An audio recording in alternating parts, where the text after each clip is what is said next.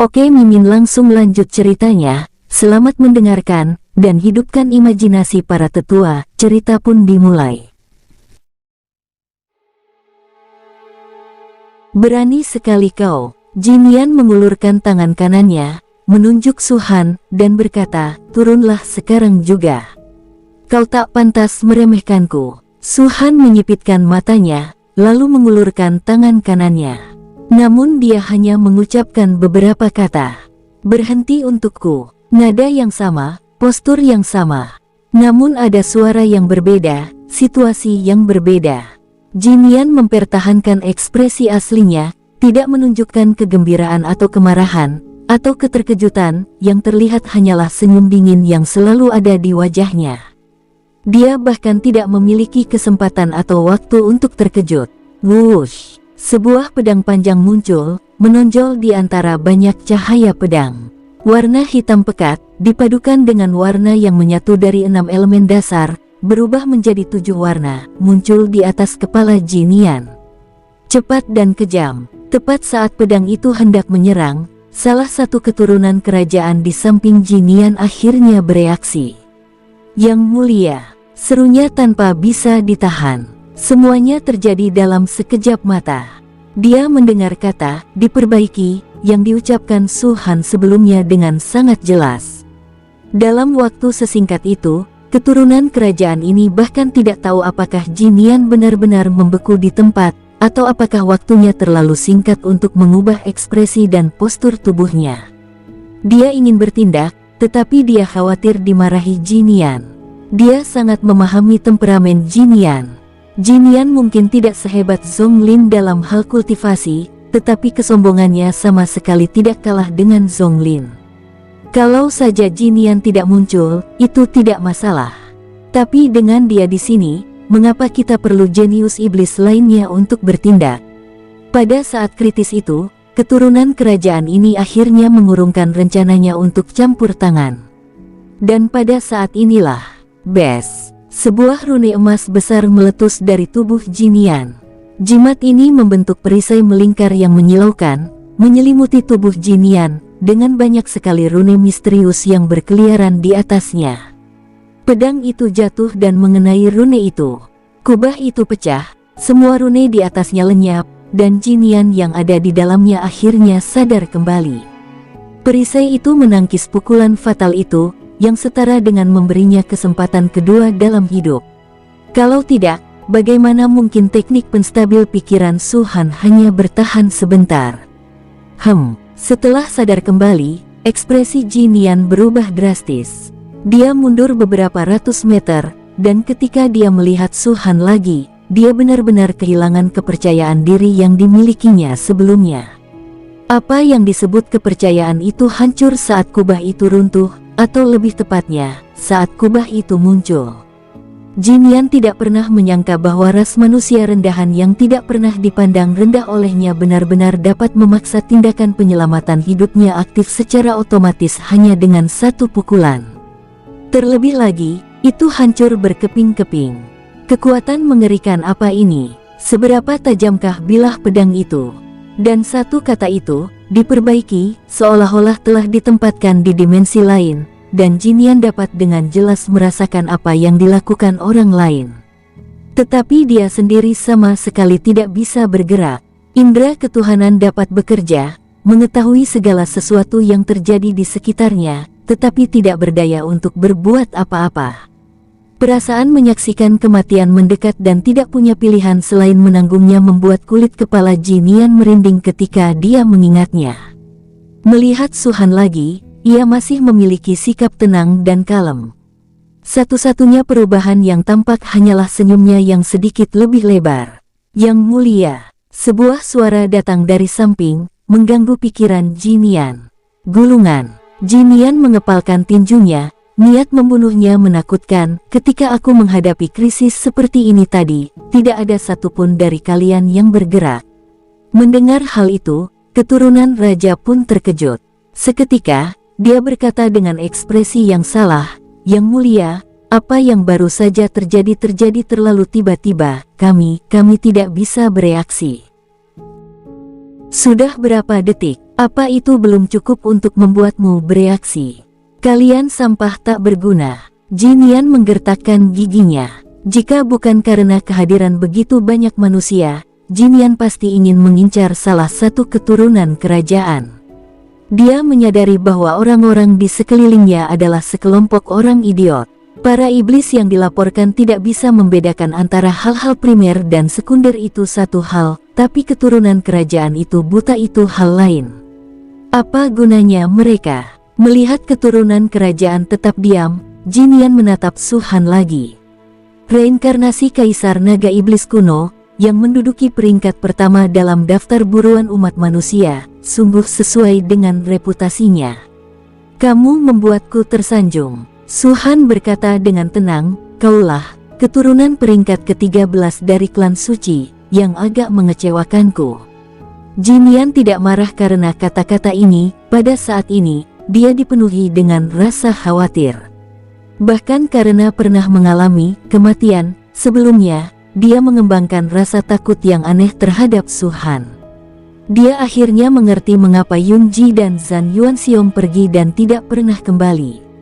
Satu tebasan dan satu kata, diperbaiki, sudah cukup untuk membunuh mereka seketika. Apa yang kamu inginkan? Tanya Jin Yan. Mendengar ini, semua keajaiban iblis mengubah ekspresi mereka. Apa artinya ini? Bagaimana mungkin Yang Mulia Jin Yan, yang begitu sombong dan angkuh, mengucapkan kata-kata yang begitu merendahkan? Apakah dia sedang bernegosiasi dengan manusia? Atau berkompromi dengan mereka? Mungkinkah Pangeran Jin Yan pun tidak sebanding dengan Su Han? Aku akan pindah ke paviliun ilahi dan membunuh kalian semua saat aku melakukannya, kata Su Han. Bukankah itu agak terlalu arogan?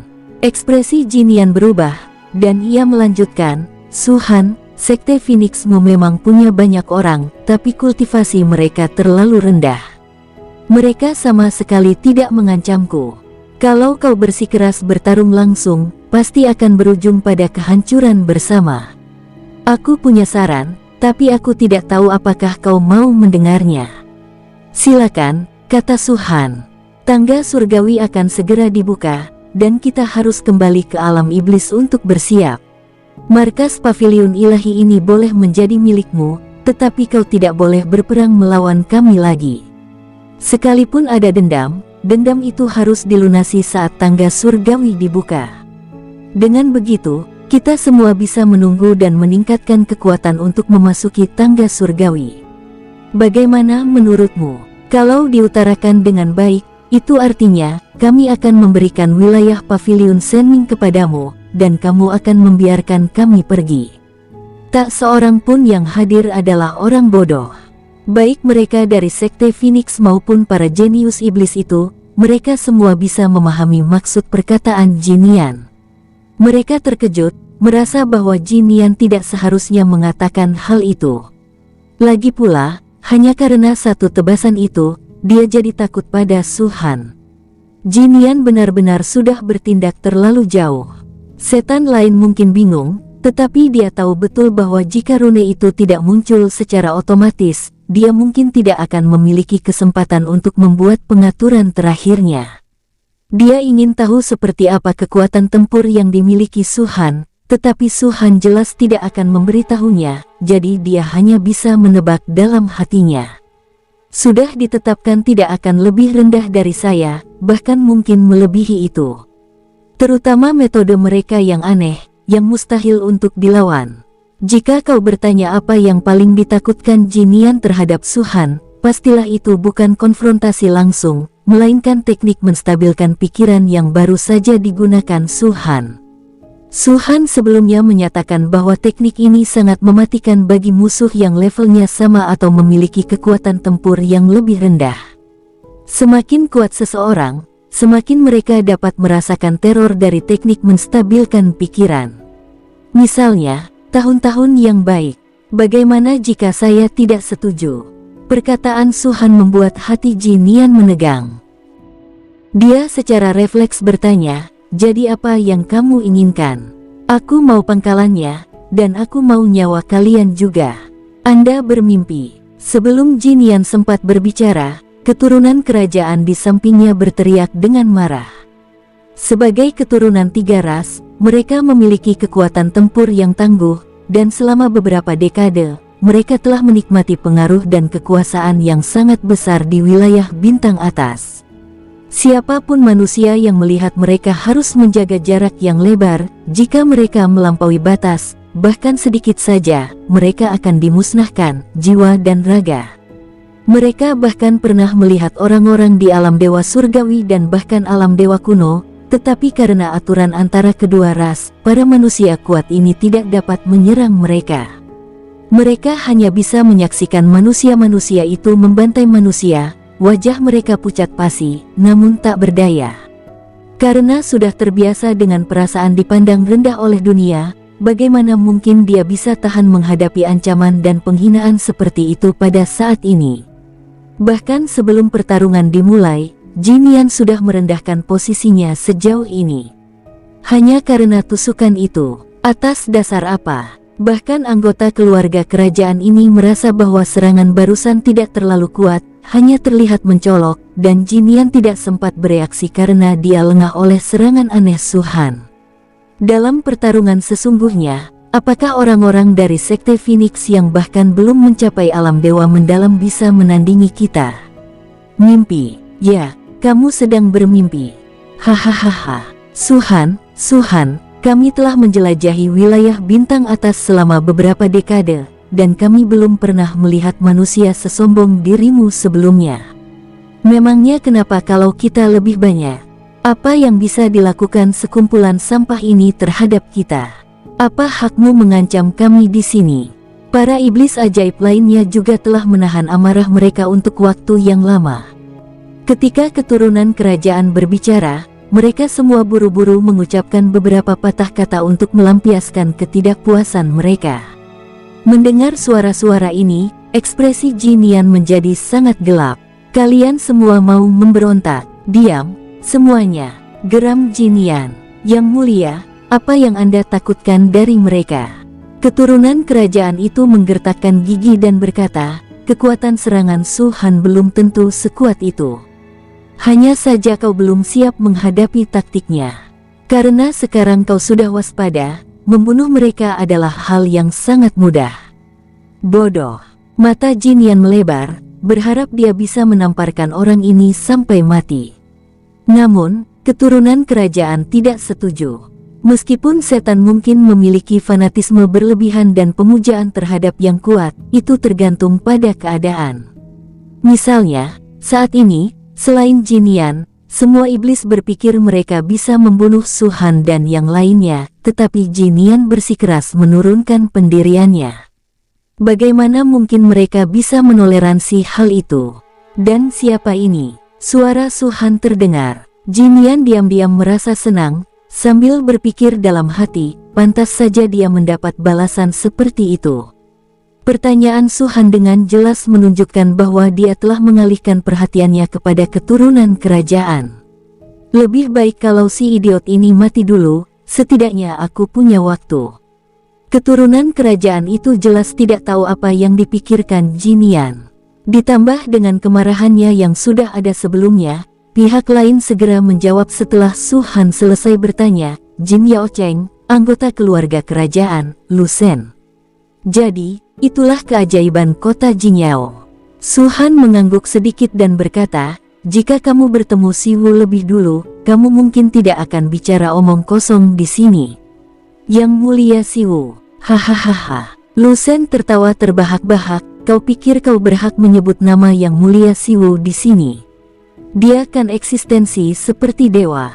Kalau dia datang ke wilayah bintang atas, anak-anak ajaib ras manusiamu pasti sudah dibantai sejak lama. Oh, mata Su-Han berkilat, apakah dia sekuat itu? Alam, Lu Shen mencibir, Su-Han, aku tahu kau tidak percaya padaku, tapi tunggu saja. Ketika tangga surgawi terbuka, Pangeran Si Wu pasti akan datang dengan kekuatan yang luar biasa, membuat umat manusiamu gemetar. Dia tidak bisa datang, kata Su-Han. Hah? Apa katamu? Lu Shen mengerutkan kening dalam-dalam. Aku bilang. Su-Han menatap Lu Shen dan berkata, kata demi kata, dia sudah mati. Apa? Lu Sen tertegun, lalu pikirannya menjadi kosong, hampir meledak. Beraninya kau mengutuk Pangeran Siwu?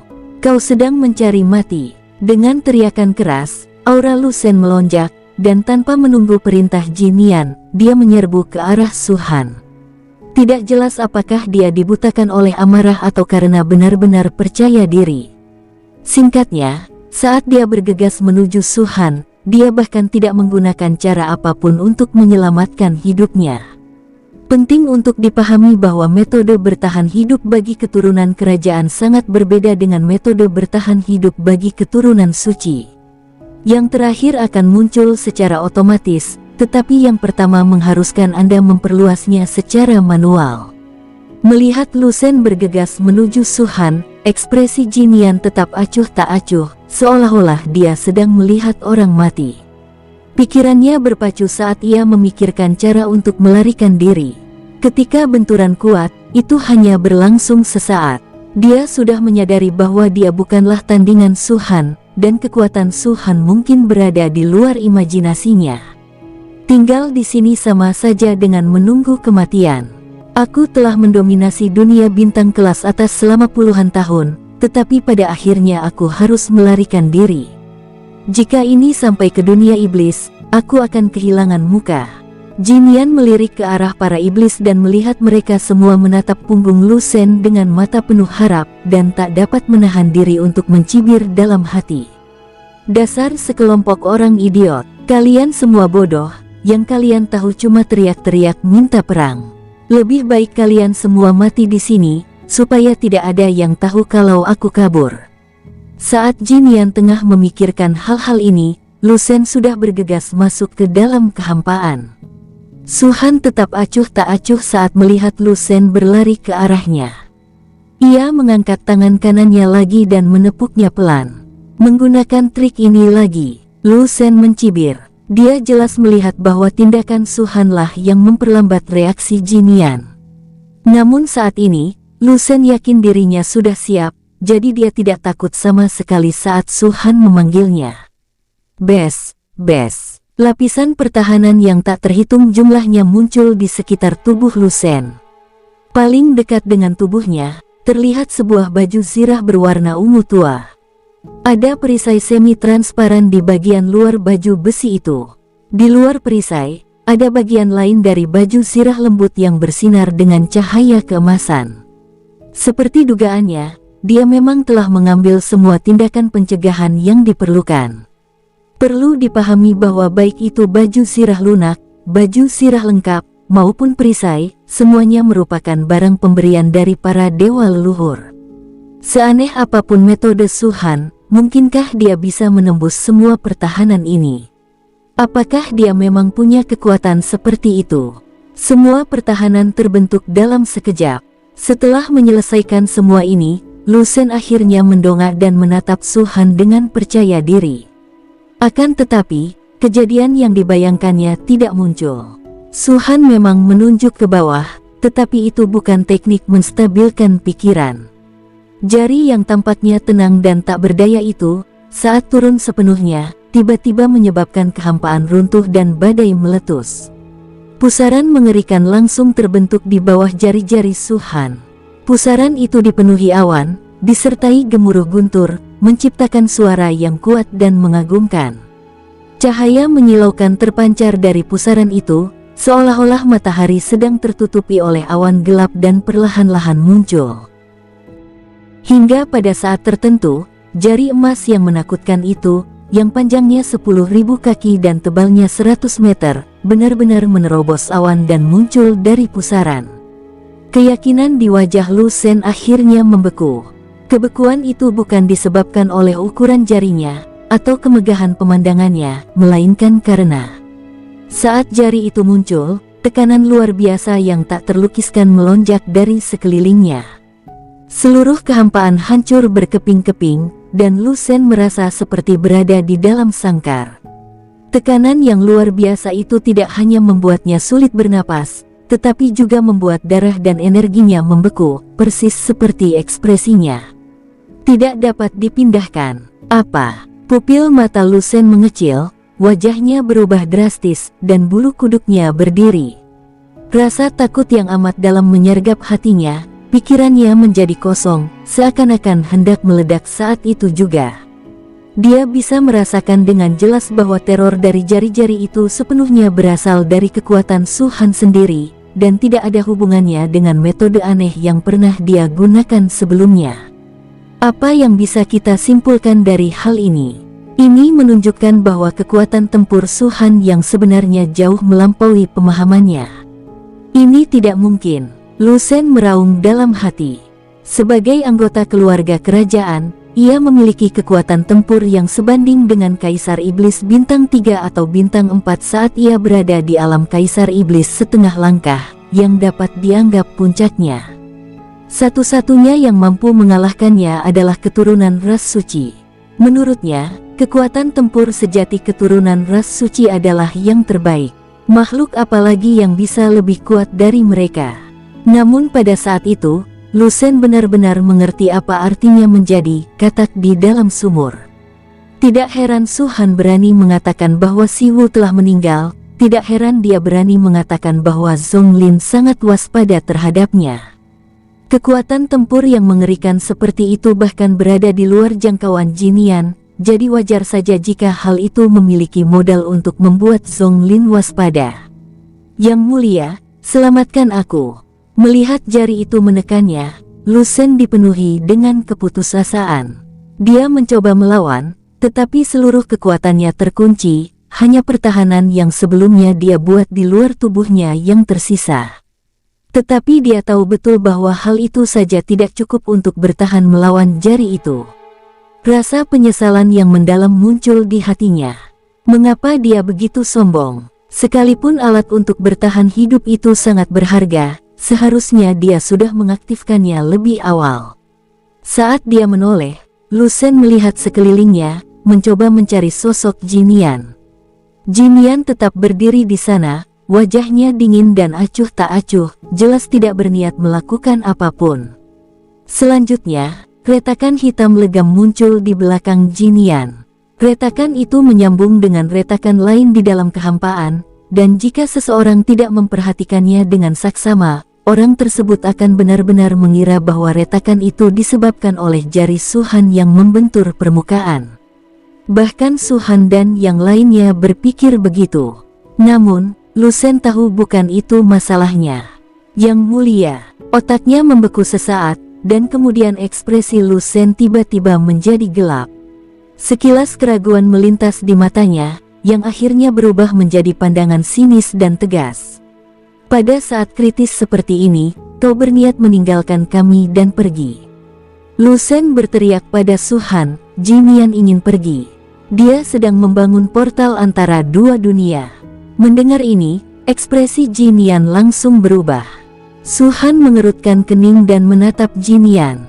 Tepat saat dia melihat Jinian, sebuah portal muncul dari celah di belakang Jinian. Kecepatannya tidak terlalu cepat, hanya sekitar sepertiga. Ekspresi Su Han berubah dingin. Ia mengabaikan Lucen dan tiba-tiba mengayunkan tangannya, meraih Jinian. Sampai hari ini, dia belum menggunakan kekuatan dewa kuno. Bagi Su Han, selain Zhong Lin, tidak ada satupun keajaiban iblis yang layak untuk ditumpas dengan kekuatan dewa kuno. Bush, beng, guntur bergemuruh, dan tangan raksasa itu menghantam ke bawah, menyebabkan kekosongan di sekitar Jinian runtuh seluruhnya. Meskipun telah mengambil berbagai tindakan pertahanan, ekspresi Jinian tetap berubah drastis ketika Su Han menyerang lagi. Dia benar-benar menyadari bahwa kekuatan tempur Su Han sangat mengerikan. Belum lagi Lucen, bahkan dirinya sendiri pun tidak akan sebanding dengan Su Han. Saat menoleh ke belakang, portal itu sudah setengah terbentuk, dan Jinian tidak dapat menahan diri untuk menggertakkan giginya. Gulungan. Sambil meraung, dia mengayunkan tangannya, melepaskan semburan energi vital ke telapak tangan Su Han. Akan tetapi, serangan-serangan ini bagaikan kertas tipis, hancur saat menyentuh telapak tangan, tidak memberikan perlawanan apapun.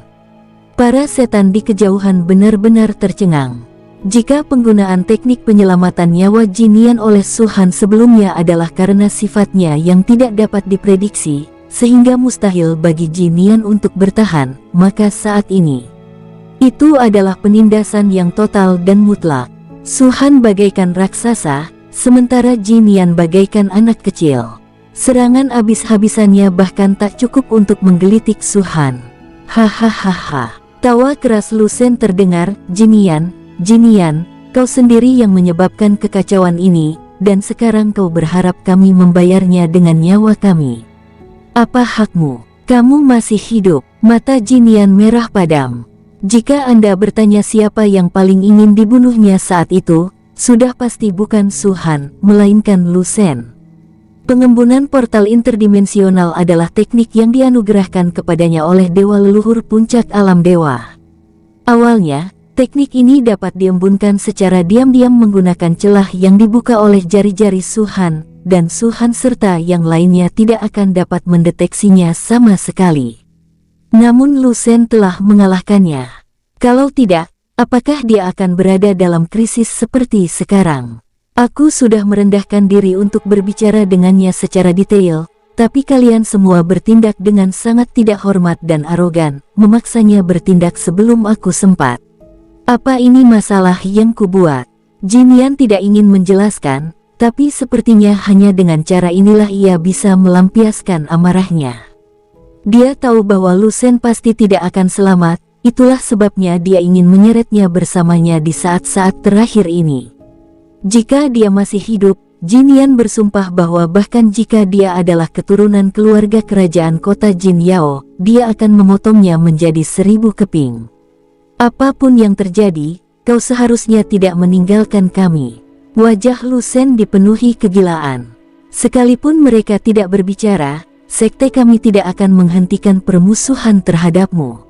Suara tenang Su-Han terdengar. Aku sekarang sepenuhnya memahami sifat iblis.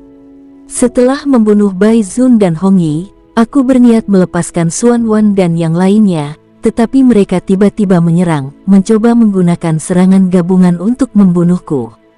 Bagaimana aku bisa mempercayai orang sepertimu? Apa? Jinian dan Lu Sen keduanya menatap dengan mata terbelalak. Bai Zun dan Hong Yi, kalian juga membunuh mereka. Su-Han terlalu malas untuk berkata lebih banyak. Bush! Jari raksasa itu akhirnya mendarat pada Lu Sen. Dor, dor, dor. Suara dentuman teredam yang tak terhitung jumlahnya terdengar dari Lu Sen. Lapisan pertahanan yang dibentuk oleh kekuatan darah dan ki semuanya runtuh. Akhirnya, baju sirah lembut itu bergetar, perisainya bergetar pelan, dan kekuatan penangkal yang kuat muncul dari bawah baju sirah itu. Dor, mata Lu Sen melebar, ekspresinya cepat berubah pucat, dan tatapannya yang gila perlahan menjadi tumpul, akhirnya menjadi tidak bernyawa sama sekali. Baju sirah, perisai, dan baju sirah yang lembut itu memang anugerah dari dewa leluhur, dan kekuatan di bawah alam dewa leluhur itu memang tidak bisa dihancurkan. Tetapi Su-Han, dengan kekuatan serangannya yang luar biasa, berhasil membunuh Lu Sen melalui ketiga perlengkapan itu. Bukan hanya tubuh fisik, tetapi juga roh primordial. Namun, tubuhnya tidak roboh. Su-Han masih berencana untuk tetap menyimpannya guna menyerap sari darah dan ki. Peralatan yang unggul memang dapat memberikan pertahanan yang sangat tinggi, tetapi itu juga tergantung pada perbedaan kekuatan sesungguhnya antara kedua belah pihak. Lu Sen memiliki perlengkapan pertahanan di level alam dewa leluhur, tetapi ia tidak memiliki kekuatan tempur layaknya seorang ahli alam dewa leluhur dan tidak mampu mengeluarkan kekuatan penuh dari perlengkapan ini. Tidak mengherankan jika Su-Han membunuhnya. Setelah membunuh Lu Sen, Su-Han menatap Jinian. Sambil membunuh Lu Sen, Su-Han tentu saja tidak berhenti mengincar Jinian. Meskipun yang terakhir adalah keturunan klan suci, pertahanannya sama rapuhnya dengan Lu Sen di mata Su-Han. Semuanya terjadi dalam waktu yang sangat singkat, dan portal di belakang Jinian telah memadat hingga 2/3 penuh. Diperlukan paling banyak 3 napas lagi agar portal itu terwujud sepenuhnya. Begitu benar-benar terkondensasi, Jinian benar-benar yakin bahwa itu dapat ditransmisikan ke alam dewa. Sekalipun Su-han masih bisa menggunakan cara-cara sebelumnya untuk melumpuhkannya, portal itu tetap akan otomatis menghisapnya. Napas pertama, bush. Tangan itu turun dan mencengkeram Jinian. Kekuatan mengerikan itu menimpa Jinian, membuat tubuhnya terasa seperti akan runtuh. Namun rune itu muncul kembali, tidak hanya membantu Jinian menahan pukulan mematikan ini, tetapi juga memancarkan kekuatan dahsyat yang menghancurkan telapak tangan Su-han. Su-han sedikit mengernyit. Ini dianggap sebagai tindakan penyelamatan jiwa. Sekalipun ada kekuatan yang ditransmisikan, itu hanya dapat dianggap pasif, dan tidak dapat dikatakan bahwa dewa leluhur secara pribadi campur tangan. Memikirkan hal ini, ekspresi Su-han sedikit gelap, dan dia mengulurkan tangan untuk meraih Jinian lagi. Aku ingin melihat apakah kamu bisa berlari lebih cepat atau aku bisa membunuhmu lebih cepat. Saat kata-kata itu jatuh, napas kedua tiba. Beng, kekosongan dalam radius hampir 100 mil hancur di bawah tekanan besar Su-han. Para iblis lainnya benar-benar tercengang, mereka tidak dapat memahami seberapa mengerikan kekuatan tempur Su-han. Kini, anggapan mereka sebelumnya yang meremehkan hal ini telah hancur total, dan mereka bahkan tidak tahu bagaimana menjelaskan keterkejutan yang mereka rasakan. Bush! Tekanan itu berubah menjadi tinju, menyerang Jinian sekali lagi. Ekspresi Jinian muram, matanya penuh dengan urgensi, saat ia menahan serangan Su-han secara langsung. Dia pun bergerak dan melancarkan lusinan pukulan. Namun serangan tinju Su-han membawa kekuatan yang sangat besar, menghancurkan semua serangannya dalam sekejap. Rune itu muncul untuk ketiga kalinya. Dor! Saat bersentuhan dengan energi tinju, rune tersebut runtuh, dan energi tinju pun hilang. Tahun yang baik tetap utuh. Hahaha. Jinian berbalik dan melirik portal, lalu tertawa terbahak-bahak. Karena portalnya akan segera terbentuk sepenuhnya. Su-han, memangnya kenapa kalau kekuatan tempurmu luar biasa? Kau cuma bermimpi kalau kau pikir bisa membunuhku. Meskipun kita tidak tahu persis apa yang terjadi di alam dewa, masalah sungai 10.000 binatang pasti sudah berakhir, dan Zonglin mungkin sudah maju ke garis keturunan tertinggi.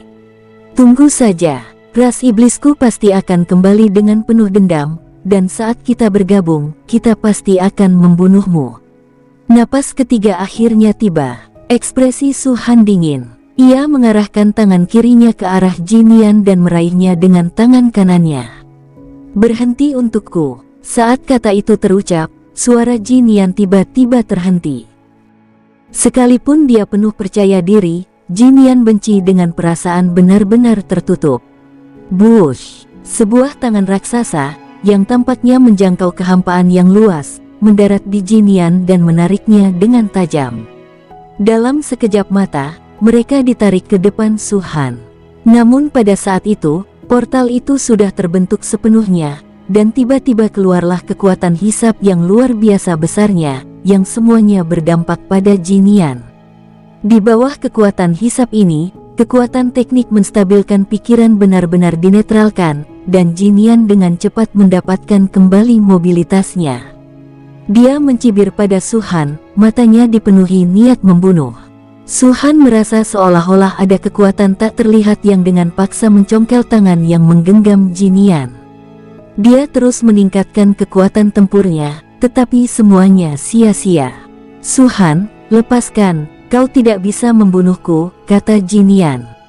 Su-han mengerutkan kening. Dia tengah mempertimbangkan apakah dia harus melepaskan kekuatan alam dewa kuno atau tidak.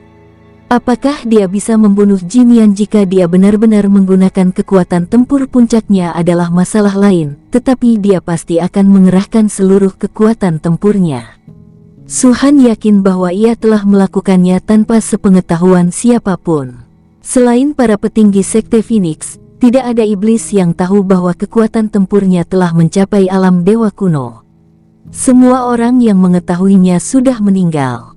Pada saat ini, menghadapi tahun yang baik ini, Su-han hanya menggunakan kekuatan seorang kultivator alam dewa surgawi bintang 7, paling-paling menyentuh ambang alam dewa surgawi puncak.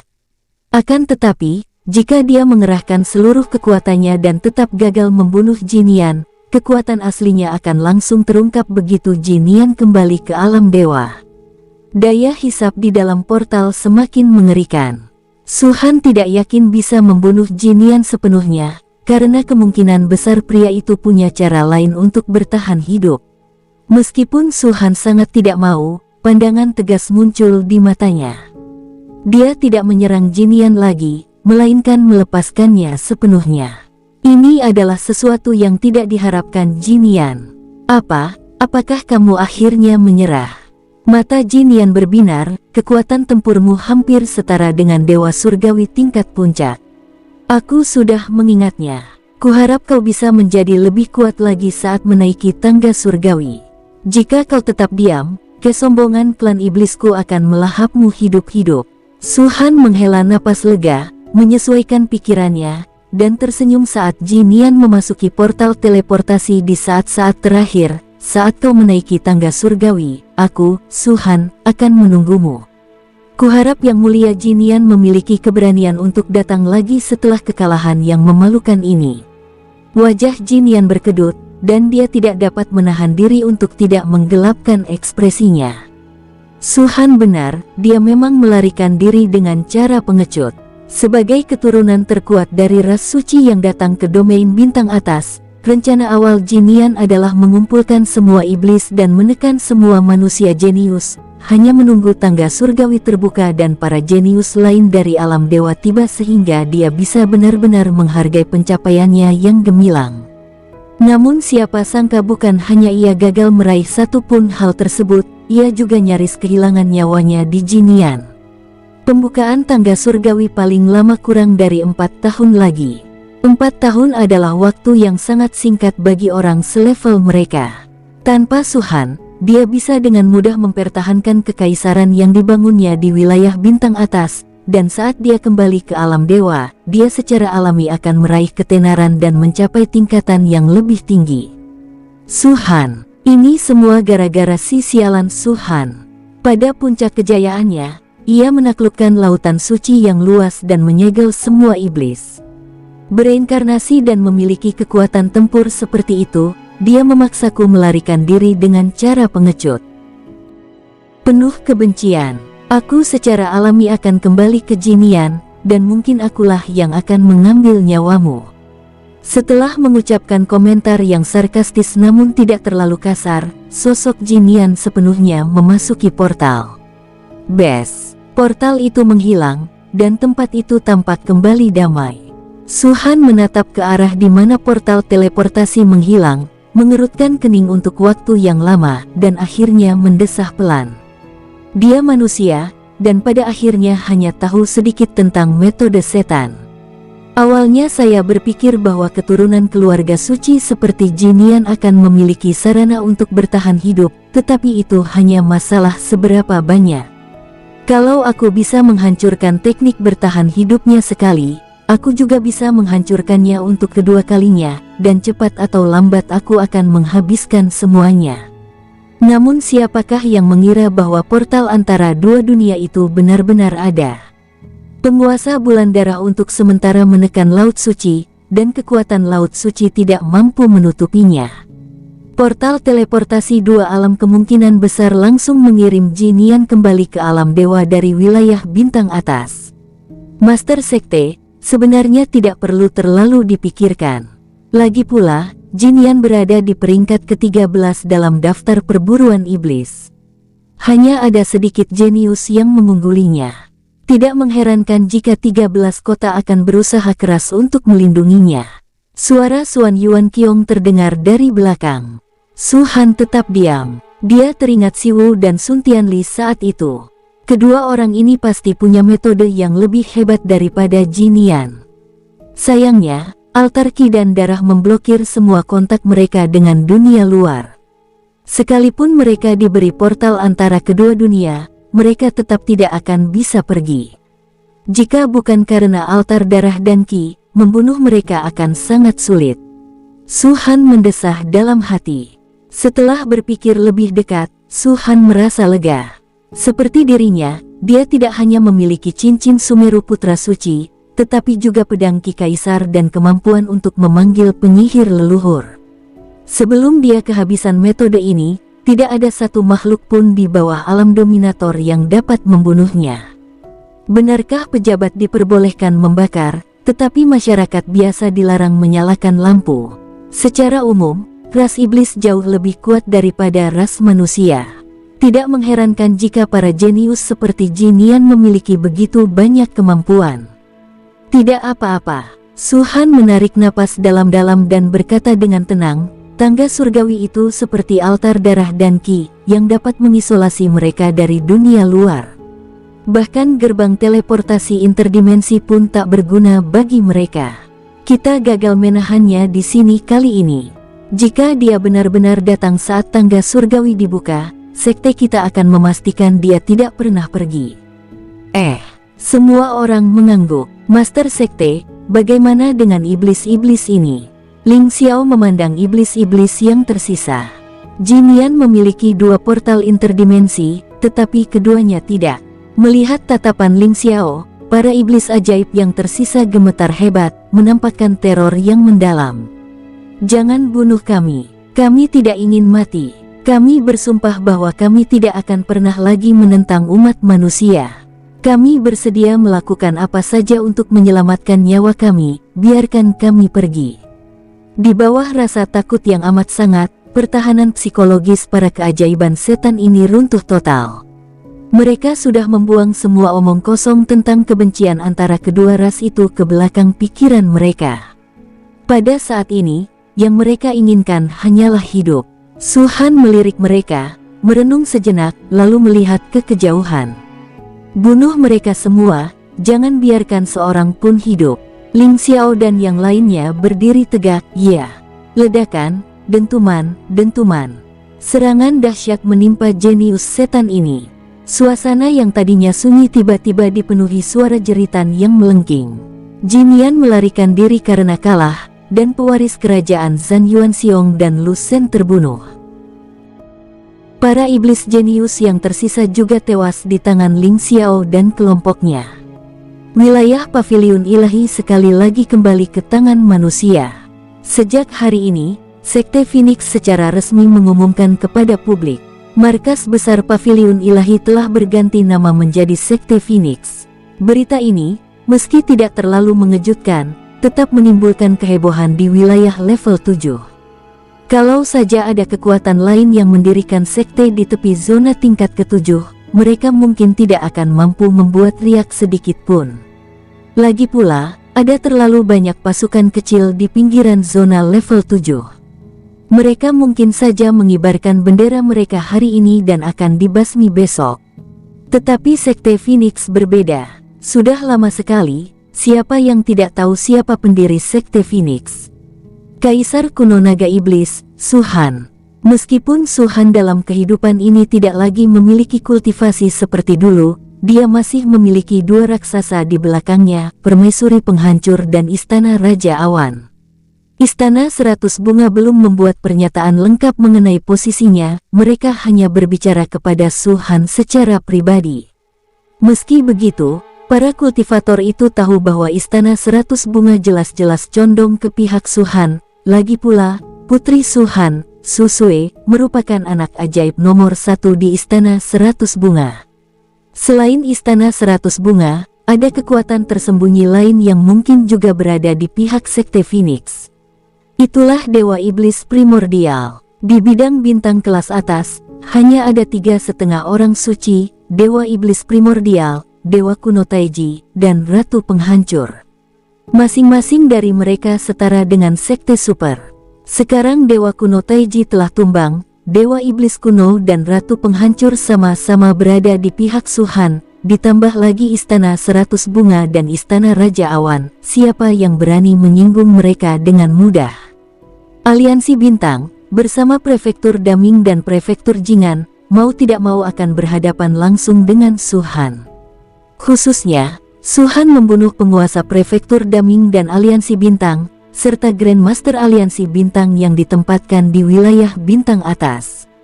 Ini sama saja dengan menyinggung perasaan keduanya. Tentu saja, Beginilah kelihatannya bagi orang luar. Su-han sudah berselisih paham dengan Star Alliance, jadi membunuh Taiping Tianzun atau tidak bukanlah masalah. Selain kekuatan-kekuatan besar ini, kekuatan-kekuatan yang lebih kecil benar-benar tidak berani memprovokasi Sekte Phoenix. Oleh karena itu, setelah Sekte Phoenix mengumumkan akan mendirikan dirinya sebagai sekte di Paviliun Ilahi, tidak ada kekuatan lain yang datang untuk menimbulkan masalah bagi mereka. Hal ini cukup langka di antara banyak faksi kecil yang baru berdiri di tepi zona level 7. Dahulu, ketika sebuah sekte baru muncul, kekuatan-kekuatan di sekitarnya pasti akan berbondong-bondong bergabung. Jika salah satu sekte tidak cukup kuat, sekte tersebut tidak akan mampu bertahan dan seringkali akan musnah dalam sekejap mata. Mengesampingkan Cloud King's Mansion dan Destroyer Empress, Sekte Phoenix saat ini hanyalah kekuatan yang sangat lemah. Sekte ini memiliki cukup banyak pengikut, menjadikannya salah satu kekuatan teratas di pinggiran. Namun, kekuatan sebuah sekte tidak ditentukan oleh jumlah anggotanya. Setengah bulan kemudian, markas besar sekte tersebut masih dalam tahap pembangunan. Ketika Paviliun Ilahi menempati tempat ini, total luas pemukiman ini sekitar 10.000 mil. Area seluas 10.000 li sebenarnya tidak begitu besar, tetapi Anda harus memahami bahwa ini berada di zona level 7. Bahkan di pinggiran, terdapat banyak kekuatan yang kuat. Memiliki markas sekte yang mencakup area seluas puluhan ribu mil saja sudah cukup mengesankan. Sekte Phoenix mengumumkan bahwa sejak didirikan di wilayah bintang atas, banyak kekuatan dari seluruh dunia datang untuk menyampaikan ucapan selamat. Istana Yunwang dan Istana Baihua tidak memerlukan penjelasan lebih lanjut. Ratu Kehancuran dan Dewa Iblis Primordial tidak datang secara langsung, tetapi mereka masing-masing mengirimkan hadiah. Hadiahnya tidak mahal, tetapi menyampaikan sesuatu kepada dunia luar. Selain mereka, ada banyak kekuatan besar lainnya di area level 7. Paviliun Haiti, Istana Suyuan, Kuil Mingshen, Keluarga Lin. Totalnya ada hampir 20 pasukan, besar dan kecil. Bakat muda seperti Wenren Nonghan, Kong Jun, Lin Jia, dan Song Ling mewakili kekuatan besar ini dan datang ke Sekte Phoenix. Datang dan memberikan ucapan selamat di saat yang sensitif seperti ini, saat Sekte Phoenix didirikan, adalah sesuatu yang bahkan orang bodoh pun akan tahu artinya. Tak perlu sanjungan, yang penting menjaga hubungan baik dengan mereka. Terutama Paviliun Haiti dan Istana Zuyuan, sejak Su-han menjadi yang mulia patroli surgawi, Wenren Nonghan dan Kong Jun menjadi teman-temannya. Dengan serangkaian kejadian berikutnya, mereka diam-diam telah memihak Su-han. Tentu saja, Wenren Nonghan, Song Ling, dan lainnya telah bergabung dengan Sekte Phoenix saat ini. Kehadiran mereka di hadapan keluarga dan golongan masing-masing hanyalah sekadar masalah muka. Beberapa hal, bagaimanapun juga, memerlukan ritual tertentu. Karena yang kuat tidak dapat dimobilisasi, maka sudah sewajarnya jika keajaiban-keajaiban terkenal ini yang akan muncul. Paviliun Senming yang asli memiliki puluhan aula utama, yang tidak hancur selama tahun keberuntungan dan tetap terpelihara secara utuh. Untuk menghemat waktu, Su-han tidak merobohkan dan membangun kembali, jadi aula-aula ini dibiarkan berdiri. Aula paling tengah, yang juga merupakan aula terbesar dalam hal luas, diganti namanya oleh Su-han menjadi Aula Phoenix. Di dalam Istana Phoenix, Wenren Nonghan dan yang lainnya duduk, dipenuhi kegembiraan dan antisipasi. Sialan, aku dikurung di rumah sejak pulang.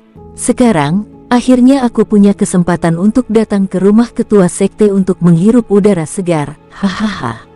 Wenren Nonghan tertawa terbahak-bahak. Kong Jun melotot padanya dan berkata, karena kamu tahu dia pemimpin sekte, kamu seharusnya punya sopan santun saat berbicara.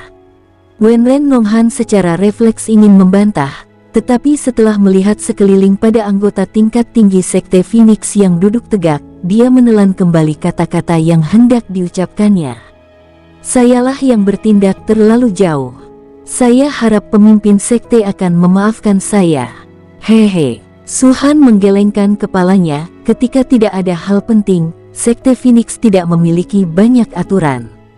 Kau belum sepenuhnya beradaptasi dengan suasana Sekte Phoenix, jadi wajar saja kalau kau belum bisa menghilangkan kebiasaan makan anjingmu. Wajah Wenren Nonghan menjadi gelap. Master Sekte, kau sudah bertindak terlalu jauh. Hahaha. Semua orang tertawa terbahak-bahak. Su-han tersenyum dan menatap Wenren Nonghan. Apakah aku bersikap tidak masuk akal? Sama sekali tidak. Sama sekali tidak. Kau benar. Wenren Nonghan terkekeh datar. Dia mengenal Su-han dengan sangat baik. Kapanpun Su-han menunjukkan ekspresi ini, musuh-musuhnya pasti akan mendapat masalah. Wenren Nonghan tidak ingin diserang lebih lanjut oleh Su-han, jadi dia dengan bijak menutup mulutnya. Seperti yang diharapkan, setelah dia diam, senyum Su-han memang menjadi jauh lebih tulus. Tentu saja, ini hanya pendapat Wenren Nonghan. Sekte Phoenix sekarang memiliki markas sekte sendiri. Kapan kamu berencana datang? Tanya Su-han. Kembali di alam dewa, Wenren Nonghan dan yang lainnya telah setuju untuk bergabung dengan Sekte Phoenix. Namun, setelah kembali ke sistem bintang kelas atas, mereka dipenjarakan oleh para tetua mereka. Su-han juga tahu bahwa bukan karena kekuatan-kekuatan itu tidak mau membiarkan mereka bergabung dengan Sekte Phoenix, melainkan karena wilayah bintang atas terlalu kacau, dengan banyak jenius iblis yang masih ada di sana, dan mereka takut bahwa mereka mungkin menghadapi beberapa bahaya jika mereka keluar saat ini. Su-han tentu saja tidak terlalu memikirkannya. Namun, sejak Bai Zun dan yang lainnya dibunuh oleh Su-han, dan Jinian melarikan diri kembali ke alam dewa, para jenius iblis yang tertinggal di bidang bintang atas jelas telah merasakan sesuatu dan menjadi jauh lebih terkendali. Mereka yang pergi, mereka yang bersembunyi, dan baru pada saat itulah keajaiban umat manusia berani menunjukkan diri secara bertahap. Menurut Su-han, sudah waktunya bagi Wenren Nonghan dan yang lainnya untuk resmi bergabung dengan Sekte Phoenix. Master Sekte, kami tidak berniat kembali setelah datang ke sini, kata Wenren Nonghan. Su-han melirik yang lain dan, melihat mereka semua mengangguk, tak dapat menahan senyum dan berkata, Dokter Hantu Senior dan Senior Singhai, apakah mereka semua setuju? Senior, Kong Jun tak kuasa menahan diri untuk berkata, Master Sekte, Anda terlalu baik kepada para leluhur. Siapa yang berani memanggil Anda, Senior, di hadapan Anda? Jika mereka mendengar hal seperti itu, mereka pasti akan sangat malu. Dengan tingkat kultivasi saya saat ini, tidak ada salahnya memanggil mereka Senior. Su-han tersenyum dan berkata, sedangkan untukmu, kau tidak membuat keputusan ini di belakang keluargamu, kan? Jika Dewa Kuno Dokter Hantu dan Dewa Kuno Laut Bintang datang ke sekte ini untuk meminta orang-orang, sekte ini tidak akan memberikannya kepadamu. Hehe, ketua sekte, kau terlalu banyak berpikir. Para leluhur sangat senang kita bergabung dengan Sekte Phoenix, kata Song Ling sambil tersenyum. Kenapa? Su-han mengangkat sebelah alisnya. Di permukaan, Sekte Phoenix tampaknya memiliki pijakan kuat di wilayah bintang kelas atas. Tetapi, bagaimanapun juga, ini hanyalah wilayah bintang yang superior. Kekuatan terkuat di aliansi bintang semuanya ada di domain suci. Ini sesuatu yang bahkan anak kecil pun bisa tebak. Jika Wenren Nonghan dan kelompoknya memasuki domain suci di masa depan, mereka pasti akan ditindas karena bergabung dengan Sekte Phoenix. Jangan tertipu oleh ketidakpedulian Star Alliance saat ini, mereka mungkin sedang merencanakan konspirasi yang jauh lebih besar. Apakah Dokter Hantu dan Dewa Kuno tidak khawatir sama sekali tentang ini? Sebenarnya, tidak ada alasan yang jelas. Jika aku harus memberi alasan, hanya ada satu, kau adalah Kaisar Kuno Naga Iblis. Lin Jia mendesah pelan. Ya, sebelum Su-han sempat berbicara, Wenren Nonghan berkata, ketika kau memerintah galaksi Bima Sakti, umat manusia makmur dan berkembang pesat. Kapan begitu banyak hal terjadi? Jika aliansi bintang lenyap, pavilion pembunuh dewa akan tetap mengendalikan dunia, dan kau akan tetap menjadi penguasa. Akankah penguasa bulan darah mampu menekan laut suci? Akankah para jenius iblis itu datang ke wilayah bintang atas? Kong Jun mengangguk dan berkata, dia pernah membuka alam berdaulat dan menciptakan dunia fana pada masanya. Kedua pencapaian ini telah memberikan kontribusi besar bagi umat manusia. Di sisi lain, apa yang telah Yuan Ling lakukan bagi umat manusia setelah ia naik tahta, selain mengintegrasikan aliansi bintang, tanpa henti memburu para ahli yang tersisa dari paviliun pembunuh dewa, dan menyebabkan kepanikan di antara penduduk Bima Sakti. Setelah mereka selesai berbicara, aula menjadi sunyi. Su Han menggelengkan kepalanya dan mendesah pelan. Meskipun metode Yuan Ling dibenci, harus diakui bahwa hanya metode kejam seperti itu yang dapat mengintimidasi orang. Kalau dulu aku sama kejamnya, apakah orang-orang yang mengkhianatiku akan berani mengkhianatiku lagi? Kalau saat itu aku mengambil darah mereka, sekalipun aku musnah, roh primordialku takkan mampu menguasai dunia ini. Seseorang yang berada di jalan kebenaran. Hehe, bagi Su Han, keempat kata itu sungguh ironis. Menurutmu, sekte kami tidak memiliki kekurangan sedikit pun. Su Han memecah keheningan di aula dan tersenyum. Kau bergabung dengan sekte Phoenix karena kau sesempurna kami.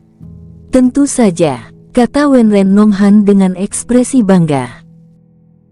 Baiklah, baiklah. Lin Jia tak kuasa menahan diri untuk menamparnya. Tawa kembali meledak dari aula utama.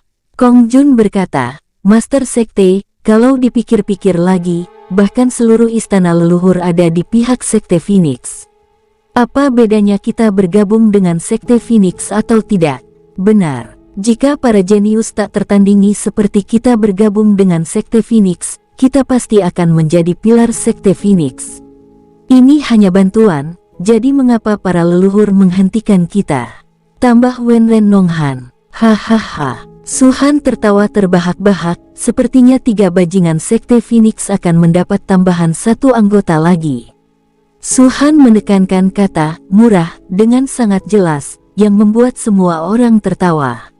4 bajingan. Wenren Nonghan tertegun sejenak, tetapi alih-alih menunjukkan ketidakpuasan, ia bertanya dengan penuh harap, suatu kehormatan. Di mana 3 bajingan lainnya? Siapa mereka? Su Han tersenyum namun tetap diam. Xiao Yuhui tersenyum dan berkata, Ling Xiao, Xiao Qinxian, Liu Yun. Gila, mata Wenren Nonghan berbinar, bukankah mereka semua tokoh terkenal di sekte Phoenix kita? Ling Xiao merupakan salah satu dari sedikit anggota sekte Phoenix yang memiliki gelar, dan dia sendiri merupakan salah satu petarung unggulan di sekte Phoenix. Xiao Qinxian, tentu saja, memiliki Fuxi Qin, dia adalah sosok yang sangat diperlukan saat medan perang berskala besar dimulai. Adapun Liu Yun, ia adalah pemimpin korps pengawal ilahi malam ungu dari sekte Phoenix. Kultivasi sihirnya telah mencapai Sein sihir tingkat 6, dan ia sepenuhnya mampu bersaing dengan alam kaisar iblis di bawah tingkat bintang kedua dengan kekuatan sihirnya. Dibandingkan dengan mereka, Wenren Nonghan tiba-tiba merasa agak rendah diri. Dia tidak memiliki kemampuan bertarung yang melampaui level Ling Xiao, juga tidak memiliki artefak kuno. Paling-paling, dia hanyalah seorang kultivator alam Dewa Suan bintang 5 yang mampu melepaskan kekuatan tempur puncak alam Dewa Suan. Tentu saja, justru karena mereka begitu tak tahu malu, mereka jadi terkenal. Xiao Yuhui mengangguk sambil tersenyum. Ling Xiao tak kuasa menahan diri untuk memutar bola matanya. Nyonya, apa maksud Anda? Anda memang terkenal, tapi tidak hina. Hahaha. Penonton pun tertawa terbahak-bahak lagi. Suasana di sekte Phoenix tidak sesulit atau seserius di sekte lain. Sebaliknya, canda tawa antara kedua belah pihak justru membuat suasana menjadi harmonis dan menyenangkan. Tentu saja, hanya saat mereka tidak ada kegiatan apapun, tidak ada seorang pun yang berani bercanda dengan Su Han dan rombongan istrinya jika menyangkut masalah serius. Cek-cek, meskipun agak salah kaprah, akulah yang akan menyandang gelar bajingan keempat. Wenren Nonghan menepuk dadanya, tampak sangat bangga. Keluar, Xiao Qinxian meliriknya tanpa ekspresi. Dia punya ekspresi serius, tapi membuat Anda ingin tertawa. Su Han melirik Xiao Qinxian diam-diam dan mendesah dalam hati, bertanya-tanya kapan kepribadian orang ini akan berubah kembali. Kematian naga Pipilong memberinya pukulan yang sangat serius, dan sampai hari ini, dia belum memberitahu Su Han bagaimana Pipilong meninggal. Su Han tidak berani bertanya, dan masalahnya tertunda sampai sekarang. Namun, fakta bahwa Xiao Qinxian bisa memarahi Wenren Nonghan saat ini dengan jelas membuktikan bahwa dia sedang dalam suasana hati yang baik. Semoga pola pikirnya bisa berubah menjadi lebih baik. Satu-satunya yang tidak berbicara adalah Liu Yun, yang berdiri pada saat itu, berjalan ke arah Wenren Nonghan, dan melingkarkan lengannya di leher orang itu. Mulai hari ini, kita adalah saudara. Wenren Nonghan segera melepaskan diri dan berpura-pura ketakutan sambil berkata, "Kakak, tidak apa-apa, tapi aku tidak punya hobi khusus." "Sialan, omong kosong apa yang kau bicarakan?" gerutu Liu Yun sambil melotot ke arahnya. Pada titik ini, anggota keempat yang baru direkrut dari Sekte Phoenix telah akrab dengan 3 senior lainnya. Setelah bercanda sejenak, semua orang terdiam. Mereka tahu bahwa Su Han tidak memanggil mereka semua ke sini hanya untuk bercanda. Sekarang, mari kita mulai. Seperti yang diharapkan, Su Han berkata, Sekte Phoenix adalah sekte pertama yang didirikan di wilayah bintang atas, tetapi posisi semua orang sebelumnya tidak akan berubah. Semua orang mengangguk. Su Han melanjutkan, selama periode ini, Master Sekte ini meminta Tetua Lian untuk menyelidiki. Sebelum Paviliun Ilahi menempati tempat ini, ada sekte yang disebut Sekte Cahaya Dingin. Dibandingkan dengan Paviliun Ilahi, Sekte Cahaya Dingin tidak bisa dikatakan lebih kuat, tetapi sekte ini telah ada sejak lama, sekitar 800 tahun. Selama 800 tahun ini, Sekte Cahaya Dingin tidak hanya menduduki markas besar sekte ini, tetapi juga memiliki 3 lokasi sumber daya, Danau Bulan Cerah, Hutan Teratai Salju, dan Gunung Kristal Misterius. Ketiga tempat ini memiliki sumber daya yang melimpah. Di antaranya, Danau Qinyue kaya akan ikan sisik emas, sejenis ikan. Ikan sisik emas sendiri memiliki energi ilahi, yang tidak hanya dapat diolah menjadi hidangan lezat, tetapi juga dapat meningkatkan budidaya setelah dikonsumsi. Di pasaran, ikan ini dihargai sekitar 30 kristal ilahi per kilogram, dan semakin besar ikannya, semakin tinggi nilainya. Menurut pertanyaan Tetua Lian, ikan sisik emas terkecil beratnya setidaknya 4 kilogram, yang berarti bahkan ikan sisik emas terkecil pun dapat dijual seharga 200 kristal ilahi. Hutan Teratai Salju dan Gunung Kristal Mistik, sesuai namanya, yang satu kaya akan teratai salju dan yang lainnya kaya akan kristal mistik. Kualitas teratai salju bergantung pada usianya, tetapi hal itu tidak berlaku untuk kristal mistik. Setiap kristal mistik mengandung energi ilahi, semuanya memiliki kualitas yang sama, hanya berbeda ukurannya.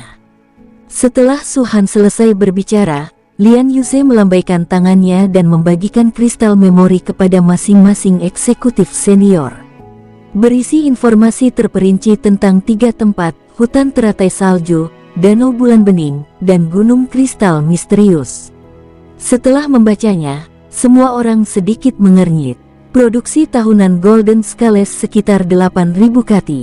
Jika dihitung berdasarkan 50 kristal suci per kati, totalnya mencapai 4 juta kati. Hutan Teratai Salju bahkan lebih berharga karena mengandung susunan ilusi alami dan susunan pengumpul roh. Selain itu, sekte-sekte di sini terus berubah, sehingga mustahil bagi mereka untuk memanen semua teratai salju dalam waktu singkat.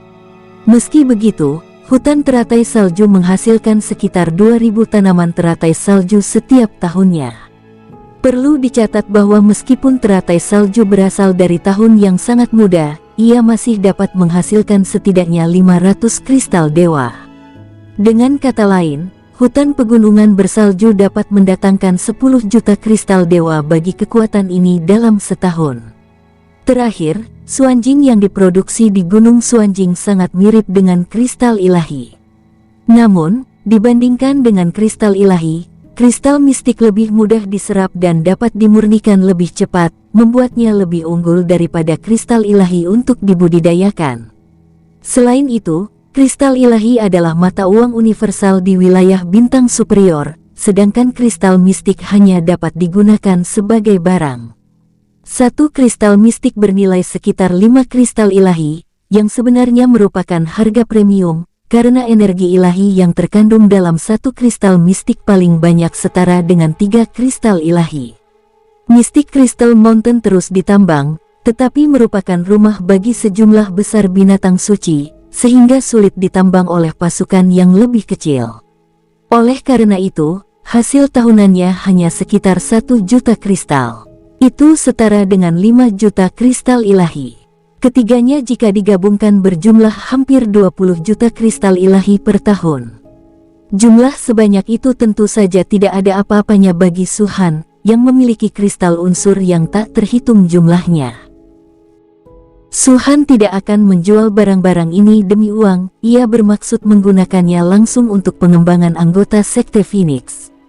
Baik itu sisik emas, teratai salju, atau kristal mistik, semuanya adalah benda yang dapat langsung dimakan dan dimurnikan. Mengapa membeli sesuatu jika sudah tersedia? Tentu saja, semua anggota tingkat tinggi dari Sekte Phoenix memahami bahwa semua ini hanyalah alasan sekunder. Bersambung, sampai jumpa di episode berikutnya. Semoga kalian semua terhibur. Terima kasih, bye-bye.